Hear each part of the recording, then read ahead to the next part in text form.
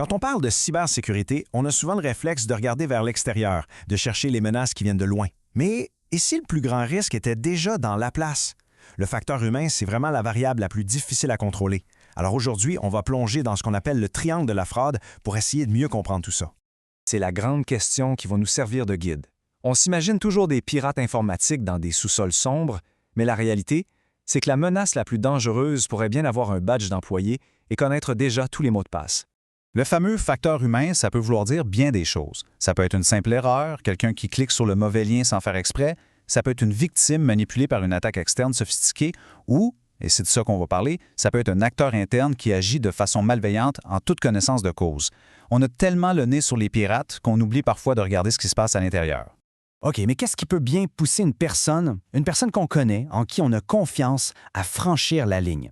La clé pour comprendre ça, c'est un modèle vraiment fascinant qu'on appelle le triangle de la fraude. C'est comme une grille de lecture qui nous aide à décortiquer la psychologie derrière un acte malveillant. Ce modèle-là, il repose sur une idée simple. Pour qu'une fraude se produise, 3 éléments doivent converger.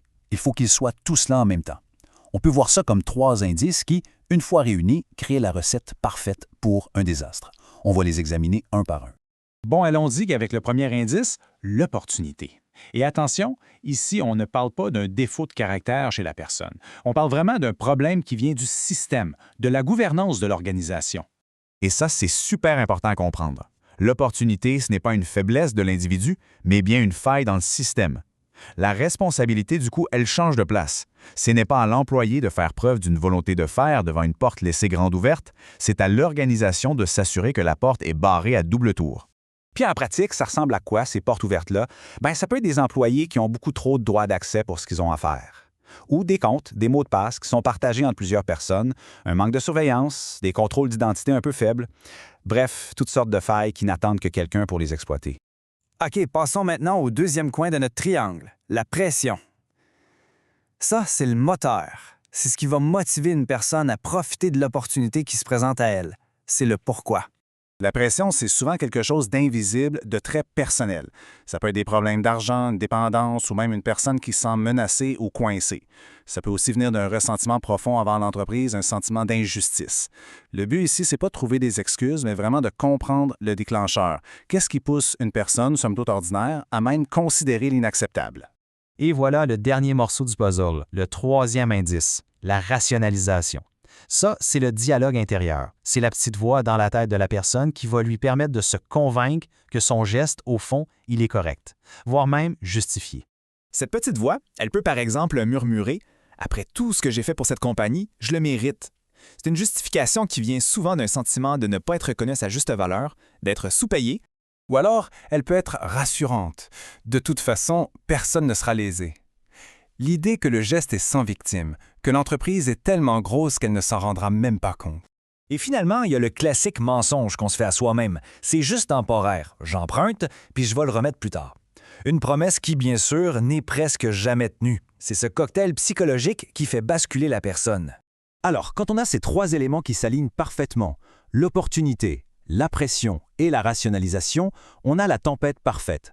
Le décor est planté pour un acte malveillant. Maintenant qu'on a posé le diagnostic, la question c'est comment on fait pour prévenir ça? Et ça, c'est vraiment le point le plus important de toute l'analyse. Une organisation, elle ne peut pas vraiment contrôler les dettes d'un employé ou ce qui se passe dans sa tête, sa conscience.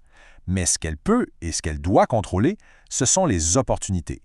C'est le seul levier sur lequel la gouvernance a un pouvoir d'action réel et total. Concrètement, ça veut dire quoi? Pour s'attaquer à l'opportunité, les solutions sont souvent techniques. On réduit les privilèges au strict minimum, on renforce la surveillance, on met en place des pistes d'audit. Pour la rationalisation, la réponse est plus culturelle. Il faut bâtir une culture d'entreprise avec une éthique forte, des politiques claires. Et pour la pression, même si c'est moins direct, des programmes de soutien aux employés peuvent vraiment aider. Pour mettre tout ça en musique, on peut utiliser un cadre d'action assez simple qu'on appelle le modèle des 3 P. C'est une stratégie en 3 temps pour démanteler le triangle de la fraude avant même qu'il ait une chance de se former. La prévention, c'est tout ce qu'on fait en amont. Avoir des politiques claires, analyser les risques, sensibiliser le personnel. La protection, c'est le concret, les mesures techniques, les processus pour bien gérer les incidents quand ils arrivent. Et la punition, c'est simple, s'assurer qu'il y a des conséquences réelles et connues de tous quand les règles ne sont pas respectées. Mais pour vraiment réduire les opportunités, ça demande un changement de philosophie. Il faut adopter ce qu'on appelle un état d'esprit de confiance zéro. En gros, ça veut dire qu'on ne fait confiance à personne par défaut et qu'on vérifie systématiquement chaque demande d'accès, chaque action, tout le temps. La leçon fondamentale de tout ça, au fond, elle tient en quelques mots. La confiance n'est pas un contrôle. C'est bien de faire confiance à ses équipes, c'est même essentiel. Mais cette confiance-là ne doit jamais, jamais remplacer des barrières de sécurité solides, robustes et systématiques. Et ça nous ramène directement à notre question du début. Les organisations dépensent des fortunes pour se protéger des menaces qui viennent de l'extérieur. Mais combien de temps et combien de ressources sont vraiment consacrées à fermer les portes de l'intérieur? Le prochain incident ne viendra peut-être pas d'un pirate à l'autre bout du monde, mais bien de la personne assise au bureau juste à côté. C'est une pensée qui donne à réfléchir.